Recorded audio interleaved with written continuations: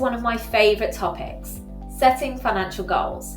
If you've made it this far, congratulations. You're already taking important steps to transform your financial future. In our earlier videos, we talked about our net worth and our financial position. We also looked at budgets to create that extra cash flow for savings or paying down debt. But here's the key. To truly build wealth and improve your financial health, you need to know where you're going and why you're doing all of this. Without clear goals, we risk saving or spending aimlessly, focusing only on the short term and not thinking about the long term. Your goals and your why are personal to you, and they are what will motivate you to take action. You might be wondering then, well, what kind of financial goals should I be setting? Here's how I like to think about it. I have security goals. These are for mine and my family's stability and peace of mind. They include things like having an emergency fund in case the unexpected happens, or paying down debt so I just reduce my stress and I can sleep well at night. Then I have freedom goals. These focus on flexibility, charity, freedom for me to do what I want when I want. Maybe for you this means funding a career change, travelling to expand your horizons, or working part-time to personally care for your family. Finally, I have growth goals.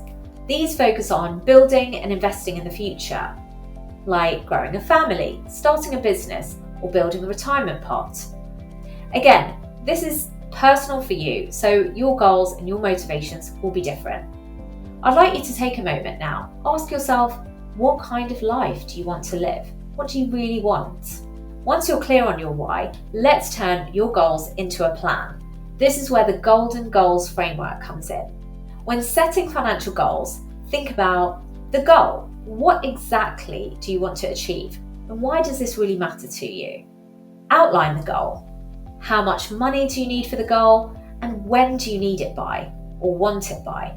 Don't worry about all of the particular details. This is just an outline. Look around. What savings do you have already? And identify the gap. Divide the goal up, especially if it's a large long-term goal. Break it into those manageable monthly or annual contributions. Evaluate, where does this goal sit with your other goals? It's really unlikely we're only going to have one goal, so prioritize what's most urgent and what's most important. Note progress. How are you going to monitor and track progress to make sure that you're on track to achieve your goal? To help you with outlining your goals, check the link below for some helpful calculators. You don't have to do the maths yourself. There's lots of resources to help you calculate goals like saving for your child's education, buying a house, retirement. Let's go through an example.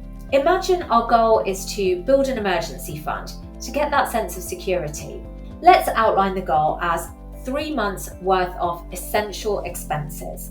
So we look at our budget. If we spend £2,000 a month on our essentials, that means we're looking for a goal of £6,000. Now let's give ourselves a time frame. Imagine we want to hit this goal within the next 12 months. Then let's look around at what we have already. Imagine we've already saved up £1,500 in various bank accounts. That means the gap is £4,500. This is where the online calculator comes in. We divide this up into monthly savings goals. We'll put in our goal amount, what we have now, and what's our time frame. Imagine we'll be using a savings product that gives us 5% interest, and we're a basic rate taxpayer. The calculator does the maths for us and tells us we need to be saving around £360 per month. Okay, let's evaluate this goal against our other goals. Can we create this monthly extra saving by reducing spending or increasing our income? Or do we need to prioritize this goal above any other goals that we're working on? Now, how are we going to note progress? We can automate our savings and then check in on them in 3-6 months' time to see our savings build and to make sure that we are on track or if we need to change up anything. Now we have a golden goal to help us focus and take action. When I talk to people about their goals, I hear a few things that have steered them off track. So here's some tips to remember. Remember your why.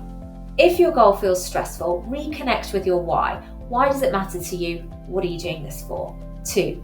Track progress. What gets measured gets managed. Checking your accounts regularly keeps you close to your finances and keeps you aligned with your goal. 3. Stay aligned with others. If you're setting goals with your partner or someone else, it's so important to communicate openly and with respect, to stay on the same page and work towards shared financial success. Teamwork really does make the dream work. 4. Keep a growth mindset. Sometimes our past experiences can impact us and hold us back mentally. So stay open, keep learning, and remember that progress is possible with patience. Now it's time for you to take action. Write down at least one golden goal.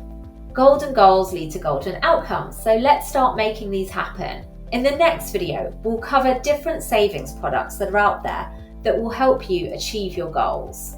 So I'll see you there.